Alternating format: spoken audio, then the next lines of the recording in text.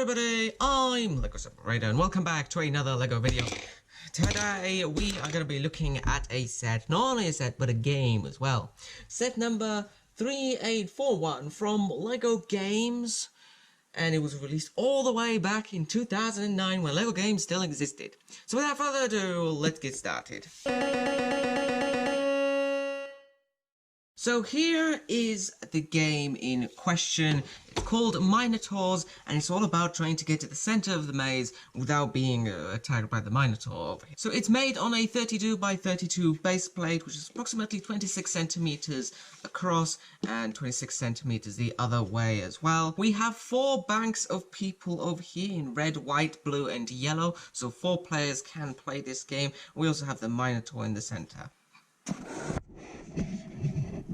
So first things first, we're going to have a look at the micro figures that we get inside this game. So first of all, there are 4 teams, red, yellow, white, and blue, and 3 of each color. They're all the same in each color, but they have tiny little differences. These are made to be like, I suppose, Grecian warriors or something like that. They've got the classical micro figure mold with some shield, some armor design on front of there, and a rather grim expression on the front as well, hidden behind a helmet. This one is the red one. We've got the yellow one, which has a slight variant. He's got more sort of like a golden medallion in the middle of his armor and a more grim expression there. The white one, kind of similar expression to the yellow one, but with different sort of armor, sort of like a 6-pack over there, and different color variant. And finally we have Mr. Blue over here, which has a similar face to the red, sort of variants of the helmet designs, and that goes for our little micro figures. And also not to forget the beast over here, the Minotaur, the fabled man slash bull combination hidden inside a labyrinth. So pretty okay done, sort of cartoonish style.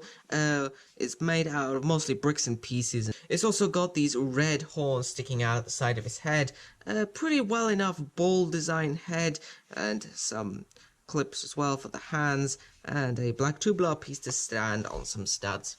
Now let's have a look at the style of the labyrinth over here. So first of all, it's got quite a lot of tiles on the edges to give it a nice touch around here on the sides. And on these sides we also have these little wall elements. These are also dotted around the maze too, and these are a part of the game. They're just made to represent stone walls with some grey elements, some translucent studs in there as well, holding up the tile here. So very nice made walls. Now as for the formation of the maze, a labyrinth or something like that, we've got plenty of these light green pieces sitting on this dark green base plate to be sort of hedges or hedgerows and stuff like that. And we also have some extras of those walls in here. That sort of amounts to 16 walls on the entire map.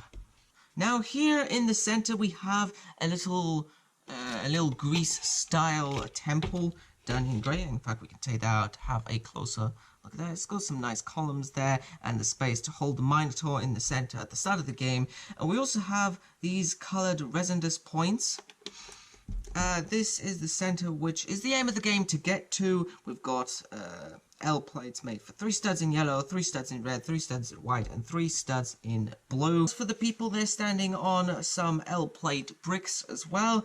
And for the hedges and wall design over here, there was a white placard with half of the maze sort of cut out, so you can put the hedges in more easily. I don't have that anymore, but probably someone else has.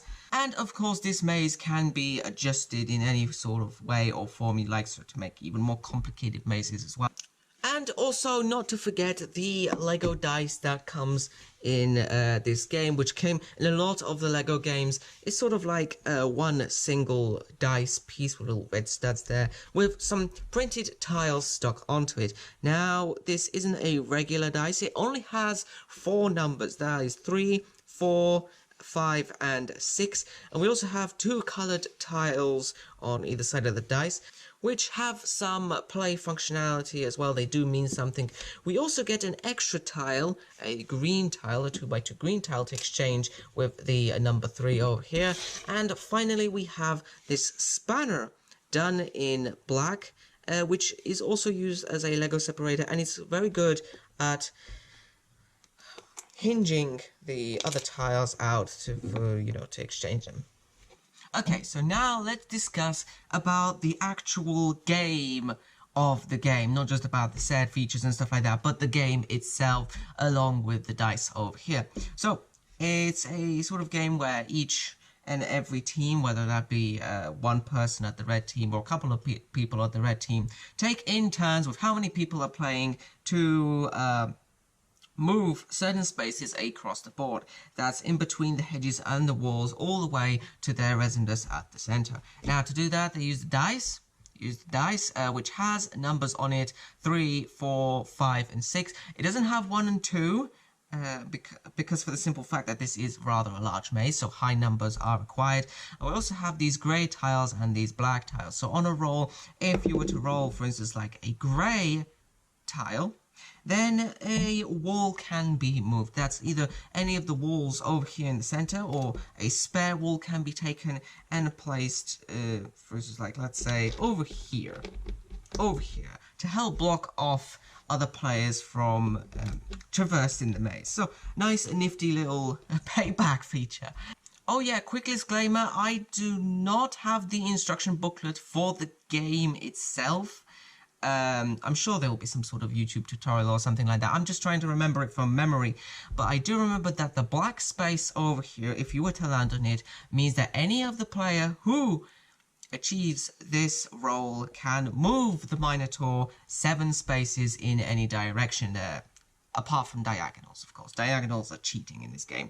So that means moving the big, great Minotaur over here 7 spaces in whatever direction is needed. Of course, that can be adjusted. You can do 10 spaces, you can do 5 spaces. Depends on what rules you want to set for the Minotaur. Everything is flexible around here. And I suppose if you were to catch one of the players with the Minotaur, they get to go right back to the beginning also.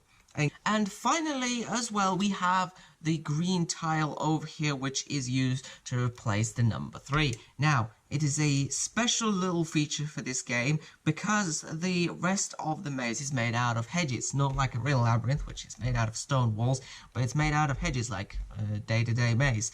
The green tile means the number 3, because you just replaced the number 3, so in a normal go, that would mean moving just like 1, 2, 3 spaces across the map. However, if you're standing next to a hedge, you can move 3 spaces to jump over that hedge. That's particularly useful if you're stuck, for instance, like over here. You can move 1, 2, 3, only on the green space. But of course, you can play it how you like. I'm not the game guru over here. But that's the end of our video, so I hope to show more in the future. I hope this inspired you, and until next time, happy playing.